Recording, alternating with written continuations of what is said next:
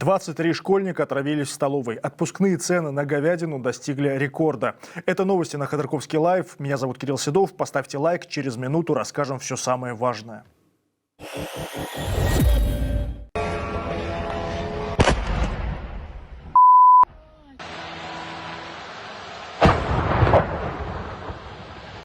Это удар украинских беспилотников по заводу компании «Эвко» в Белгородской области. Предприятие производит соусы и растительное масло. Об ударе сообщает РБК со ссылкой на представителя группы компаний. Жертв нет, характер повреждений еще предстоит установить, заявили в компании. Также в Белгородской области пострадал завод молочной продукции «Виола». Атаку подтвердил глава региона.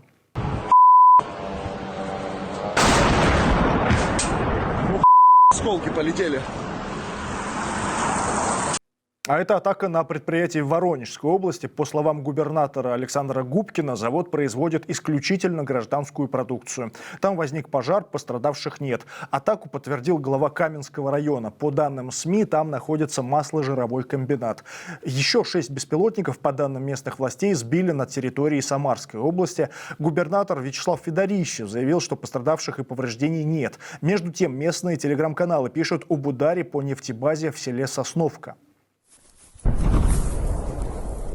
Вовремя включил.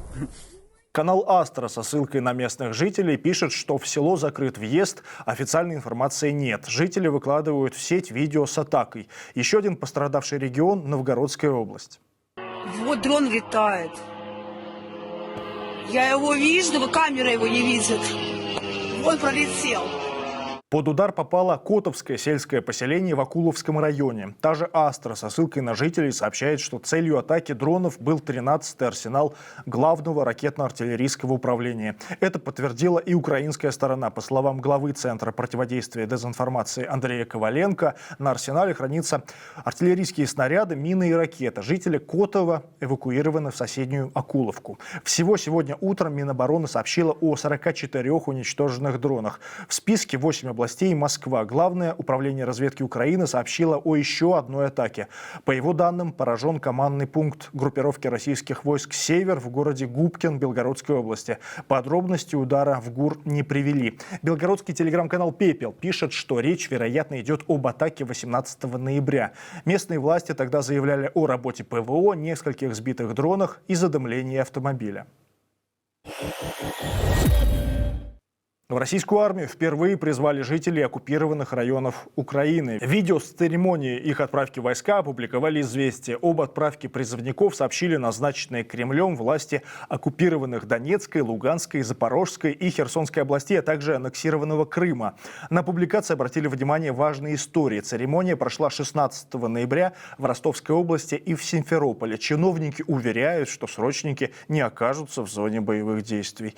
Посольство США в Киеве предупредило своих сограждан об угрозе массированного удара по Киеву. Сообщение появилось на сайте посольства. Там говорится, что атака, по разведданным, может произойти сегодня в течение дня. Посольство закрыли, гражданам США в Украине рекомендовали быть готовыми немедленно отправиться в укрытие. Владимир Путин готов обсуждать с Дональдом Трампом остановку боев в Украине. Об этом пишет агентство Рейтер.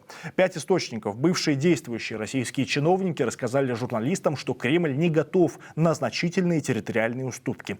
Путин открыт для обсуждения соглашения о прекращении огня, но настаивает на том, чтобы Киев отказался от намерения вступить в НАТО, а предметом для переговоров может стать определение точных границ областей, оккупированных Россией. 2 собеседника сообщили Рейтер, что Москва может согласиться уйти с занятых ей участков в Харьковской и Николаевской областях Украины. Еще одна новость о российском Минобороны. Пропал Игорь Коношенков. Издание агентства пишет, что главный спикер Минобороны больше месяца не появляется в сводках с фронта. В начале войны он зачитывал их практически без перерыва. Теперь в сводках выступают представители воюющих группировок. Обзор ситуации на фронте от Минобороны за неделю теперь вообще публикуется без видео. Коношенков возглавляет Департамент информации и массовых коммуникаций. С начала войны его критиковали даже Z-блогеры. Коношенков в своих сводках рассказывал об успехах российской армии, даже когда она отступала. В Красноярской школе 23 ученика отравились в столовой. Об этом сообщил Следственный комитет России. По данным ведомства, 19 ноября в больницу поступили обращения от учащихся. Все они питались в школьной столовой до отравления. Сейчас 2 из пострадавших госпитализированы, еще 21 школьник проходит лечение амбулаторно. Предварительный диагноз у всех пострадавших – ротавирусная инфекция. Производители говядины в России подняли отпускные цены до рекордного уровня за 3 года. Об этом сегодня пишут «Ведомости» со ссылкой на статистику Национального союза мясопереработчиков. С начала года отпускные цены на говядину выросли на 22% с 574 до 700 рублей за килограмм. При этом в рознице стоимость говядины выросла меньше, чем для предприятий мясопереработки. Об этом сказал «Ведомостям» источник в одной из сетевых компаний розничной торговли. Депутат Госдумы Александр Ильтяков, призвавший женщин рожать, пока у них работает рожалка, сделал новое громкое заявление. В эфире на радио «Комсомольская правда» он предположил, что аборты стали причиной войны. Вполне возможно то, что сейчас война происходит, как раз вот из-за таких вот событий, когда искусственно прерывают беременность. Вы же хотели, чтобы меньше нас было? Ну, пожалуйста, мы отнимем у вас. Господь сказал, плодитесь и размножайтесь. Нет, мы говорим, для себя пожить. Поживете, в гробу поживете. Грубо? Может быть грубо. А как еще с вами разговаривать, дорогие друзья? 17 ноября Ильтяков в комментарии журналистам призвал женщин, цитата, «рожать, пока рожалка работает». Иначе, по его мнению, женщина идет против воли Создателя и убивает свой род. Накануне стало известно, что с заявлением в прокуратуру обратился бывший следователь Следственного комитета России Екатерина Герлах. Она попросила проверить высказывания депутата на разжигание ненависти, вражды и экстремизма. Об этом пишет издание 66.ru. Якутские депутаты предложили убивать в приютах бездомных собак, которым не нашли дом за 15 дней. Накануне такой законопроект был внесен в Илтумен, это Госсобрание Якутии. Об этом пишет издание 7/7. Авторы инициативы – депутат от ЛДПР Гаврил Парахин и самовыдвиженец, бывший единорос Владимир Паскачин.